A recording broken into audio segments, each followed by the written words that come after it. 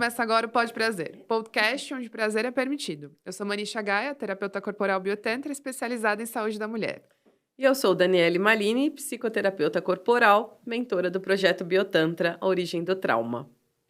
Bom, hoje vamos falar sobre um tema bem polêmico que está pipocando bastante, que é sobre os formatos de relação. Então, aproveitando que o Dia dos Namorados está chegando aí, a gente vai tentar discorrer aqui um pouco sobre, afinal, o que é namoro, que tem muita gente que quer muito, outros estão fugindo, o que ele representa para a sociedade.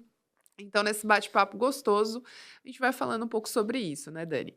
E namoro é com um, com dois, com três? O que é namoro, né? Exatamente. E a gente vê, né, as amigas ao redor, né? A gente vai passando por essas situações também. Eu falo a gente, porque eu, na verdade, né, ela é casada no modelo que ela vai contar para vocês. Aí a gente vai falar sobre isso também. Mas muitas vezes a gente começa a se relacionar com alguém e quando surge o nome, a palavra namoro, vira um caos, né? Porque não, a pessoa tá lá vivendo um formato relacional bem semelhante ao que a gente fala de namoro, mas ela nunca assume que é namoro.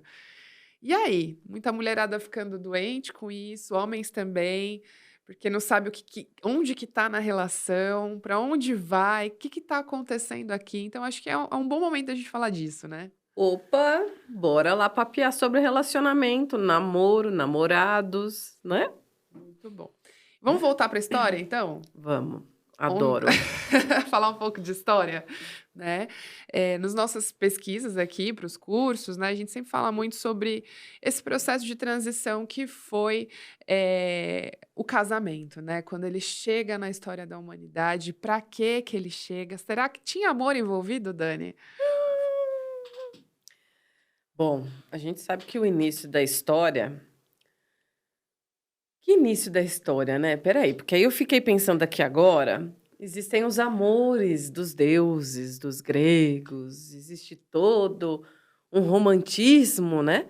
Mas todo mundo se esquece que se a gente olhar até nessa própria história de arquétipos e deuses, também haviam os prometidos, os interesses. O filho do deus não poderia se envolver com o humano, enfim. Havia uma estrutura por detrás disso, né?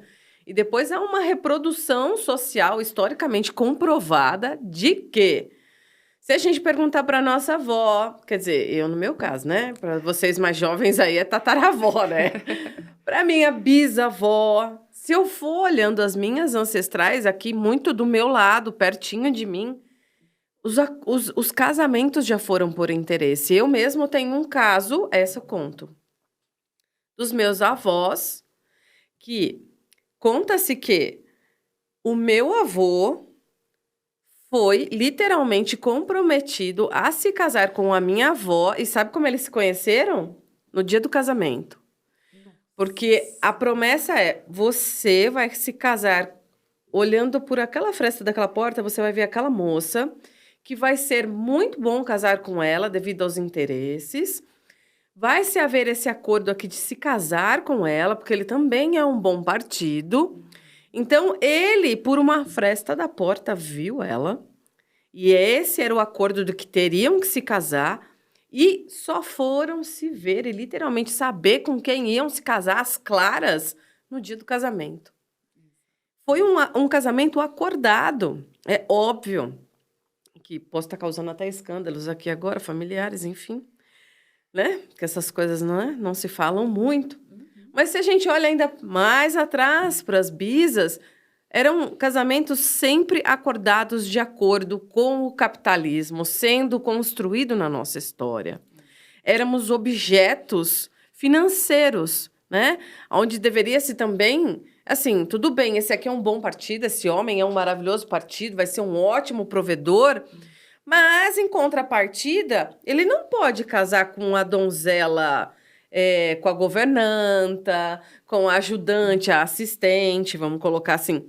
Ele também tem que se casar com a grande moça prometida que é capaz de pagar o dote.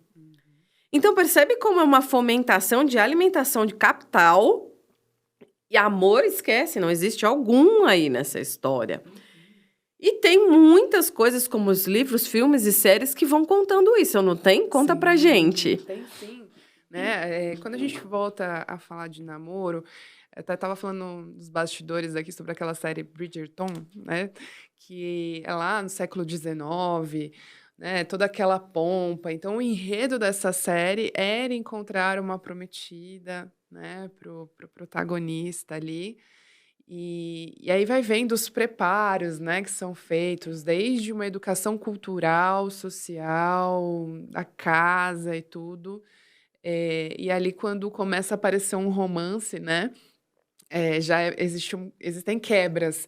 Não que o amor nunca existiu, mas esse conceito que a gente tem hoje, né? Eu vejo que os nossos ancestrais, ainda mais em culturas matriarcais que a gente fala, em culturas onde, vamos supor, as fogueiras de Beltane. Então, as pessoas se uniam. Acho que é natural do ser humano olhar para alguém e se sentir atraído, magnetizado, desejo, anseio, mas não aquela construção amorosa que a gente tem hoje, que você não pode olhar a foto da moça, né? Seu parceiro não pode olhar a foto da moça no Instagram e dar um like, porque isso já é traição. Então, eu não sei onde a gente se perdeu na história, né? De viver ao lado de alguém com fluidez, com tesão, com paixão, né? E aí a gente começa a entrar nessas caixas de interesses sociais e políticos. E depois vem as quebras, né? Que nem você está me trazendo da minha bisavó, na minha tataravó. Então, é mais de 100 anos, né? No mínimo. Minha avó deve estar com 70 anos, quase 80 anos. Então, é 200, 300 anos atrás. E quando a gente fala 200, 300 anos, parece longe, mas não. A minha tataravó viveu isso, né? A minha bisavó viveu isso. E aí, na história, a gente vê ali, década de 20, já começa a falar um pouco mais sobre amor, né?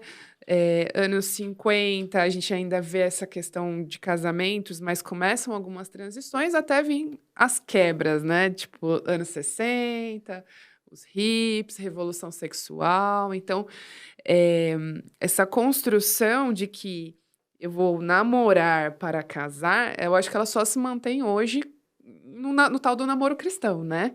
Quem tem uma construção. Eu falo que hoje é mais inspirada e cultuada por ela, entende? No sentido de, não, eu vou aqui, você vai casar e você cresceu nessa comunidade, você vai conviver com essas pessoas para continuar esse legado da comunidade. Então, eu vejo que existem interesses ainda sociais e políticos, de famílias, de nomes, de manter nomes, existem. Mas fora isso, quem não tem grandes nomes, né? Acho que a religião é uma das impulsionadoras, ou os costumes, né? Que a gente tem que ir quebrando com a família. Como você vê? Quando você fala assim, onde que a gente se perdeu? Eu acho que, pelo contrário, a gente ainda não se perdeu, finalmente, sabe? De literalmente romper padrões. Nós sustentamos e ainda carregamos esses padrões, porque... Diz pra mim, na sua experiência, eu trago a minha, né? Eu lembro quando eu estava nas paqueras, nos aplicativos, tem muito aquela história assim, não quero namoro. Ou outro, procura alguém para namorar. Mas espera aí, ninguém nunca parou. O que é namorar? Peraí, e namorar é o quê? Eu e você? E qual ainda eu e você? Quais são os acordos que tem dentro disso? Ninguém nunca para refletir sobre isso.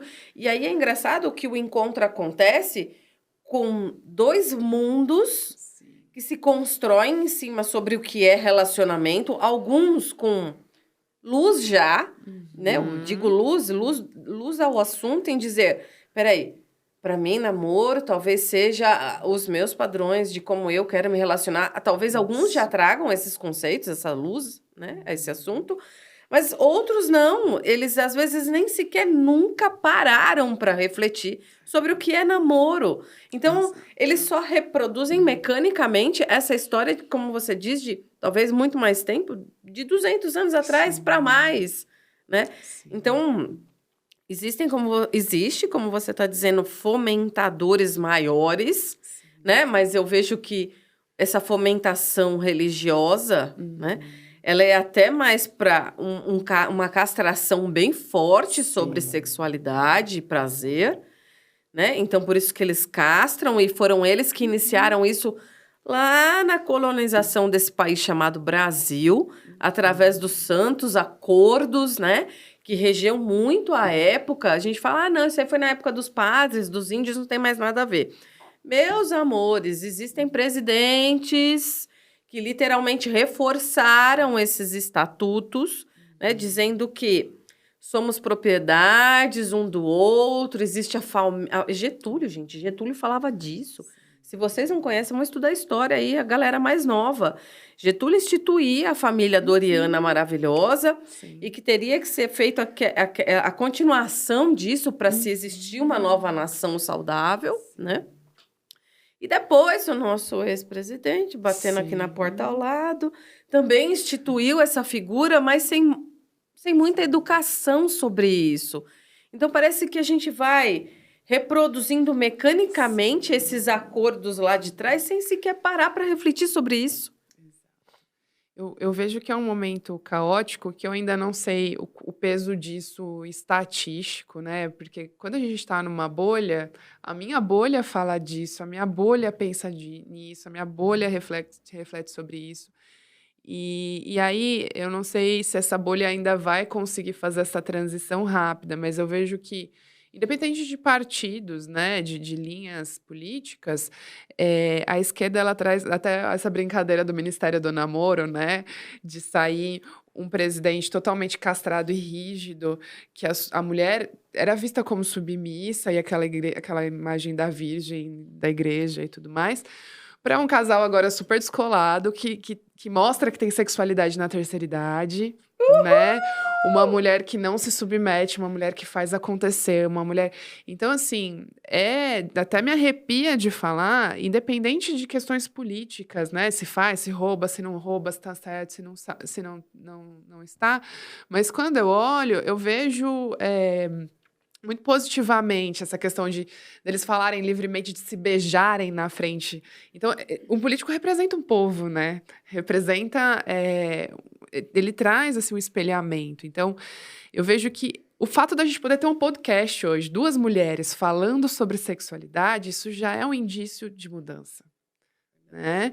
E eu, formada em jornalismo, quantas mulheres podiam, há alguns anos atrás, estar na frente de uma câmera, falar a sua verdade, falar ainda sobre sexualidade, né? Na Prime, eu tô assistindo uma série chamada Miss Maisel, alguma coisa assim, que é uma comediante, que também, eu acho que lá dos anos 40 também, anos 30, 40, e ela começa a se destacar. Tipo, já era difícil uma mulher fazendo stand-up, então eu acho que tá bem lá na história do início do stand-up, né? Uma mulher conseguir fazer isso, deixar seus filhos em casa pra fazer isso, né? E ela fala sobre sexualidade. As sketches dela, né? Os roteiros dela são, tipo, meu, sabe? É o que a gente falaria divulgar antigamente, mas falando sobre sexo, tipo, descaradamente. Então, graças a essas mulheres, né, que foram trazendo em muitos segmentos da história o feminismo, que a gente pode estar aqui hoje falando disso. Então, eu vejo que isso reflete também nos namoros. Porque é a mesma mulher que não vai mais, né, tipo, baixar a cabeça e falar: não, meu bem, não vou transar por cima, por baixo só, né? Eu vou colocar a lingerie que eu quero. Ah, eu sinto desejo em outra pessoa, e aí? O que a gente vai fazer com isso? Né? Ou você não tá me estimulando sexualmente o suficiente, o que a gente vai fazer sobre isso? Porque senão eu vou embora. Porque antes a minha mãe não saía de uma relação porque ela não tinha um sexo bem feito. E agora a gente sai, né? Então, é um momento caótico, todo mundo fica assustado porque a gente não sabe para onde ir, o que fazer. Mas começar a pensar sobre isso, eu acho que é um começo, né? E falar disso. É legal te ouvir falar que você vai trazendo como a estrutura relacionamento tem um mundo que gira em torno dela sobre a nível de estrutura e condicionar a humanidade, né? E ao mesmo tempo é muito, como diria o Tantra, né? Dual, sair da era que a gente estava no governo anterior para esse, né? Então parece que a gente olha assim e fala, Gente, é uma quebra muito forte, parece dois extremos, literalmente, né? E aí esse lugar do extremo, ele me traz como o próprio lugar, às vezes, que acontecem as guerras políticas, né? E as guerras no mundo. Essa extremidade vai cegando a nação de alguma forma, ao ponto de não trazer essa luz para olhar o caminho do meio, como você trouxe assim lindamente, falando: gente, peraí, vocês estão chegando num lugar que a gente não sabe mais como se relacionar, o que fazer, como não fazer. Porque uma mulher, para ela sair desse acordo que era brutalmente de ser um objeto capital e ser uma mulher existente, né, de dona dos seus prazeres, ela teve que dar seus gritos, como você citou, sobre o feminismo, né? Mas e agora? Onde é que está esse lugar? Eu quero agora aqui que a gente possa trazer como esse lugar do pode prazer, sempre dizendo dos prazeres, dizendo sobre a educação sexual. Que caminho a gente pode seguir sobre uma relação agora que seja saudável e prazerosa? Porque uma relação saudável é prazerosa. O prazer tá nesse lugar, né? De uma forma, assim, ampla, né? Porque também há prazer na dor, enfim, existem várias coisas aí. Mas esse prazer que ele é leve, ele é gostoso, ele transborda, ele contamina de uma forma muito boa e vai trazendo saúde a todo mundo, né? Então, como olhar para esse lugar de o que é namoro? Então, eu jogo isso aqui. Namoro. E namoro é o quê? Namoro é só monogâmico? Monogâmico, não monogâmico. O não monogâmico, ele é porque tem que ser de 3? Tem a ver com poliafetividade, né? Múltiplos parceiros ou não. Então é interessante a gente ter chegado sem querer, mas era o caminho a falar sobre aspectos políticos, né, de representação política, porque a primeira coisa que me vem é, legal, a gente conseguiu dar um passo de representatividade, mas isso é sustentável? A gente vai conseguir dar manutenção? Vão conseguir vir novas lideranças políticas com a mesma linguagem? Porque o que me dá medo hoje é, beleza, ok, eu tô aqui, mas essa extrema-direita vem de novo e isso vai refletir, sim, nas relações.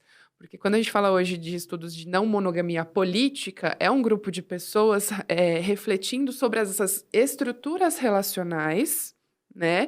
Será que uma mulher que tem independência financeira dentro de um namoro e uma mulher que não tem, o que isso representa?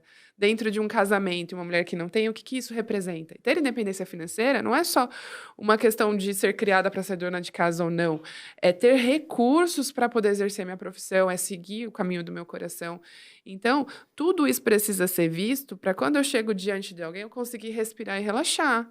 Porque quantas vezes eu mesma já me relacionei com alguém que estava extremamente focado em trabalho e tal, e isso impacta na coisa gostosinha de estar com o outro e curtir a vida com o outro. Então, a sexualidade, o namoro, o casamento, as relações, elas são impactadas pelo externo, né? E a gente também, daqui de dentro, vai lá para fora. Então, eu acho que essa questão de ainda do cenário político, econômico, social, religioso, tudo isso vai deixando a gente meio inseguro, mas eu acho que a terapia é um caminho da gente começar a se entender, né? Falar para onde eu quero, onde eu me sinto confortável, né? Eu quero uma relação aberta para continuar conhecendo pessoas e tendo experiências legais, mas ao mesmo tempo eu quero um porto seguro para estar aqui comigo nos momentos X. Então eu vejo que a gente ainda está meio que pisando em uma areia movediça, né? Para tentar entender, opa, meu pezinho, meu corpo, como ele se sente aqui? Como ele se sente ali? Eu acho que agora a gente precisa ter uma certa liberdade para experimentações, porque a gente saiu de um modelo extremamente, né, condensado. E se a gente cair no outro de que eu tenho que ser sempre, é tudo livre, vou seguir essa outra caixa que nem você falou, a gente também se machuca. Então, será que o caminho não é começar a experimentar e se permitir gradativamente? Não se jogar de cabeça, né? Porque isso machuca. A gente não sabe onde a gente está caindo, mas pelo menos experimentar, né? Mas o experimentar está muito nesse lugar que você acaba de colocar aí, sobre a estrutura ainda capital, influenciar absurdamente no meu ir e vir da relação, né? Porque eu mesmo recebo muitos casais no consultório e sempre vejo essa estrutura de que Quem provê é quem dita as regras. Exato. É quem dita as regras em dizer, eu posso sair, experimentar outra pessoa, você não, nós podemos sair ou não, ou nós temos que ser monogâmico. Ainda, infelizmente, o capital dita regras dentro de uma relação que deveria ser o amor fazendo acordos Exato. para encontrar uma relação saudável para essas duas pessoas. O amor, o prazer. Aí vira aquele jogo, né? De tipo, uma pessoa que tá dentro de uma relação extremamente dependente de todos os aspectos, o quanto ela se sente insegura e começa a cercear a liberdade do outro.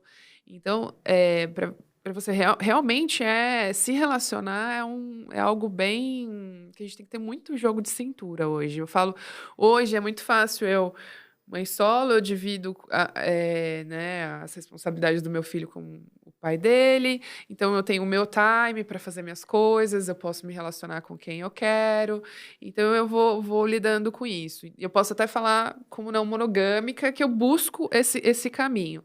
Agora, como seria essa mesma mulher dentro de uma relação com um filho pequeno, e aí eu tô lá cuidando do meu filho, e aí eu vejo meu parceiro sair todo lindo, cheiroso e arrumado, né? Para poder encontrar outra pessoa.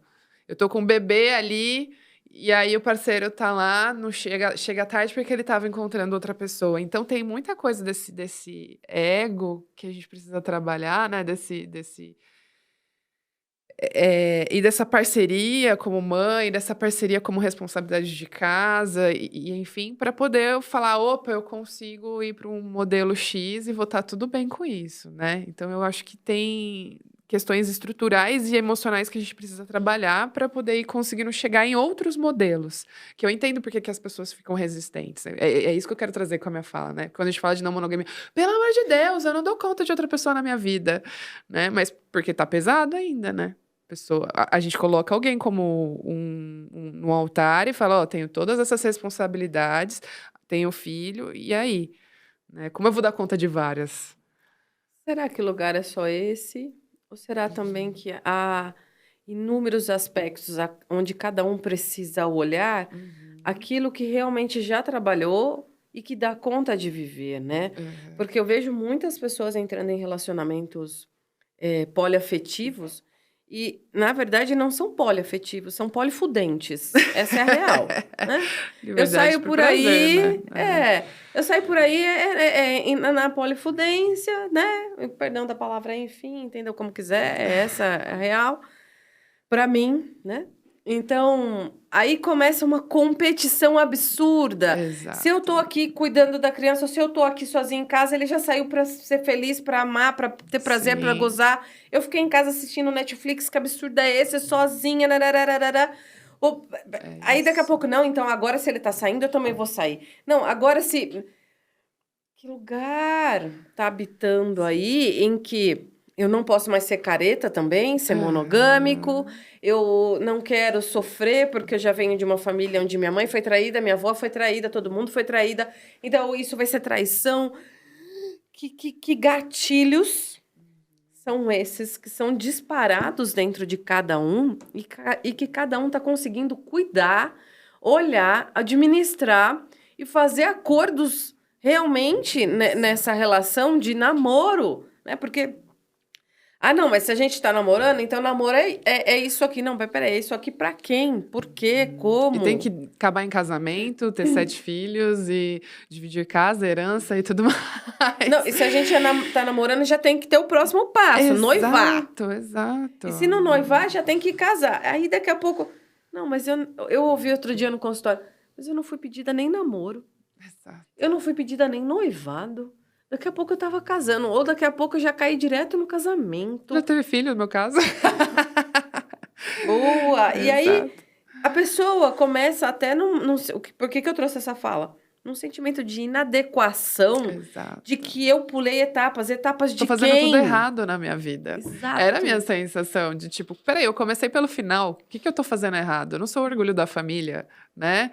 Diferente do meu irmão, que foi lá, namorou, noivou, casou, teve filho, né? Então, é realmente esse estado de inadequação, insuficiência, que vai martelando, né? Eu vejo, por um lado, é positivo a polifudência, porque a gente tá É tipo aquela coisa, né, de que você tava num estado de contração e faz puf, e encontrou uma saída, sabe? Quando a água encontra uma saída para fluir. Mas a gente precisa refletir sobre isso, porque isso que é bonito desse movimento da não monogamia política. Tem textos extremamente, você para e fala assim, meu Deus, realmente dava para eu me relacionar assim? Dava para eu tratar tal assunto dessa forma? Né? As pessoas que estão vindo com uma luz, assim, que eu posso chamar de gurus, assim, da não monogamia política, porque são textos extremamente simples, assim, sabe? De um hábito interno na relação que você pode fazer diferença, eu não tinha pensado. Então, tanto que eles falam, não adianta você abrir uma relação para a pessoa sair e transar com outras pessoas. Isso não é não monogamia política. A não monogamia política é toda uma estrutura relacional. Se existe uma hierarquia dentro da relação, onde a minha mulher pode sair, tipo, a gente vai fazer uma homenagem, só que só vai ser com mulheres, com homens não. Ela não tem a liberdade, né? Aí começa a colocar um monte de regra. Isso é um relacionamento não monogâmico, porque ela transa com outras mulheres? Não, não é. De acordo com os novos conceitos e reflexões, não. Não, se ele tem desejos, eu também tenho. Como que a gente lida com isso? Como que a gente negocia? Isso cabe aqui, isso não cabe aqui. Então, a gente precisa pensar milimetricamente, sabe? Se meu relacionamento está sendo nutrido, e os acordos estão sendo respeitados e eu tô me sentindo em paz de ficar em casa com o meu filho, tudo bem dele sair. Agora, o que não dá é só essa escapada para transar e não tem nutrição dentro da relação, e é uma mulher que faz tudo, que cuida de tudo, e vice-versa, né? Então, a gente não tá pensando, eu acho. A gente vai seguindo os padrões e quando vê já deu um monte de merda, né? E quando eu trouxe, não é uma crítica à polifudência, mas assim, ela foi um estouro para muita gente achar que isso era relacionamento aberto. Isso. E eu acho muito bonito quando hoje traz para os namoros, casamentos, seja a relação qual for, de que existe poliafetividade também. É possível isso, né? Então, são lugares que, como você acabou de dizer, eu não acredito em que eu posso algo, em que eu tenho direito em desejar, em merecer, em receber algo dentro de um acordo, de uma relação. Então, daqui a pouco, cegamente, ou eu antes caía na traição, ou eu caio depois na polifudência, tipo assim, de uma forma tóxica. Sim.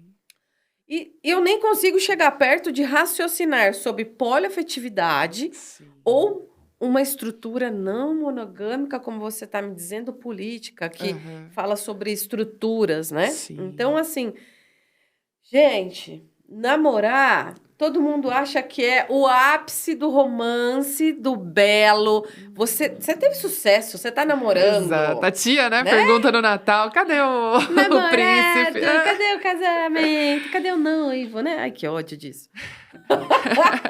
Por isso que eu digo... E eu acho que todos esses estudos e muitas conversas nossas me traz à luz, assim, não é porque hoje eu escolho estar exclusivamente com um parceiro, porque agora é o que me nutre, eu adoro estar nessa nutrição entre apenas nós. Eu não digo que sou monogâmica, porque eu acredito numa outra estruturação de trocas, de afetos, de construções, de nutrição, né? Então, é muito bonito que quando a gente começa a ir mais fundo ainda sobre pensar o que eu quero, o que eu chego e tenho assim, eu vou dizer sobre a minha expressão afetiva, sobre a minha expressão sexual, vamos fazer acordos sobre isso. Enquanto a gente não chega nesse lugar, a gente vai reproduzindo rótulos. Então, honestamente, às vezes eu olho assim e falo, eu sou monogâmica? Não. Eu sou não sei o que, não sou também. Eu sou... Porque aí, se eu fico refletindo sobre cada estrutura que a sociedade tenta colocar, vamos dar o nome correto? Rótulo e caixinha, eu olho e falo, eu não me enquadro em nada dessas caixinhas. Então, assim, não dá pra gente continuar se baseando em toda a ditadura externa e ser cego a isso e reproduzir sem sequer raciocinar sobre isso, né? E literalmente ainda se sentir o cocô do cavalo do bandido, porque eu não atendo nenhuma desses rótulos e dessas caixas. Peraí, Hoje em dia é um ponto final que eu coloco, sabe, na minha história em dizer, gente, desculpa, mas é as caixinhas que estão totalmente cagadas, são os rótulos que estão totalmente inadequados e eu estou dentro de uma estrutura em que eu estou tendo paz e felicidade, ponto, isso é isso. É mais do que você falar, eu sou monogâmico ou eu não sou. Não tem a ver com eu sou, porque é uma estrutura social e política. Entende? É tipo, eu acredito na não monogamia política porque ela me abre muito mais caixas e possibilidades. Então, eu adoro quando aparece um texto lá, quando eles quebram também isso sobre ter muitos parceiros ou não. É sobre liberdade. É sobre você parar e pensar. Eu posso entender, desconstruir toda essa estrutura relacional e continuar querendo só uma pessoa. E tá tudo bem. Então, a gente também vai causando identificações, porque quando a gente começa a refletir, muita gente se sente super ofendida. Não, porque eu sou monogâmica e agora vocês estão vindo com a ditadura do não monogâmico. Não tem nada a ver com isso. É um processo filosófico. É parar e refletir. E eu vou deixar agora essas sementinhas aí do caos na cabeça de vocês, né?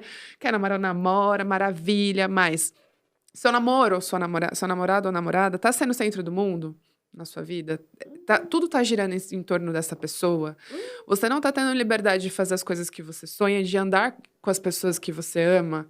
E eu tô falando de amigas, né? Eu tenho parceiros, meu parceiro não permite que eu tenha acesso à família, não permite que eu tenha acesso à minha própria família, né? Os meus...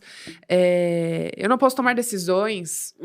Né? Eu não posso falar com outras pessoas, eu não posso expressar minha espiritualidade, eu não tenho liberdade para trabalhar. Então, eu vejo que isso são coisas que deveriam ser inadmissíveis e a gente precisaria falar muito seriamente sobre isso. Amor é delicioso, tesão, carinho, afeto, parceria, tudo isso, ninguém tá falando que não é gostoso. Você quer ter alguém para ficar ali no chamego a vida inteira e construir uma vida? Tá tudo maravilhoso. Agora, ela tira o seu livre-arbítrio? Sua capacidade de existir, e aí você não pode nem, sei lá, dar um like numa bunda bonita, porque é uma bunda bonita, gente. Né? Você já tá traindo? Eu tô rindo aqui porque às vezes eu faço o meu marido curtir a bunda alheia, que eu acho gostosa, de mulher. Não é? Tá passando aquela mulher maravilhosa, assim, do nosso lado, assim, com o casal, e aí você fica, para de olhar, né? Não sei o quê. Meu, olha junto e fala, olha a beleza humana. Olha aquele corpo de uma pessoa que se cuida, que né, tem um brilho interno, que tem um magnetismo. Se inspira nessa pessoa, ao invés de ficar ali. Porque se você é só uma pessoa que reclama, que castra a liberdade da outra pessoa, que não aumenta seu repertório porque não pode, porque é pecado, porque não sei o quê. Meu, esse seu relacionamento não vai durar nada. Vai passar uns anos, você vai entender que você tá numa puta de um relacionamento tóxico, vai vir pra terapia chorando em posição fetal. Então a gente precisa crescer e se relacionar como adulto, né? Entenda que... Eu faço um parênteses aí no que você tá falando. Pode existir pessoas que ainda escute todas as suas perguntas e fale, eu tenho prazer nisso, né? Eu tenho um prazer em de alguma forma, ser essa propriedade. Sim. Então, se isso acontece aí, eu faço mais uma convocação. Observa o que você está sendo fiel, a quais padrões, e se realmente esse prazer desse lugar, dessa relação, realmente é tão responsável ao ponto de todos esses outros prazeres que você citou, amizade, trabalho, vida, enfim, estão sendo negligenciados. E se isso está sendo negligenciado, olha para você, cuida de você, porque você é um ser humano de multifacetas, de múltiplas coisas, e que tem um universo para você se desenvolver e sentir prazer de várias formas. E você colocar o seu prazer num único lugar é escravizar a outra pessoa, escravizar você também. Então, se você está colocando o seu prazer num único lugar, isso é escravizar essa pessoa, escravizar você também.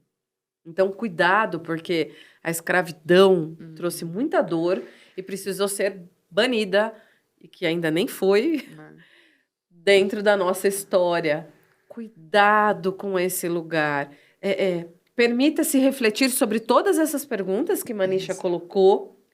para você ampliar os seus olhares de prazer na vida, de relações e de relacionamentos e namoro com o trabalho, namoro com a família, namoro com as amigas, namoro Exato. em múltiplas faces e que sejam recheados de prazer. Sim.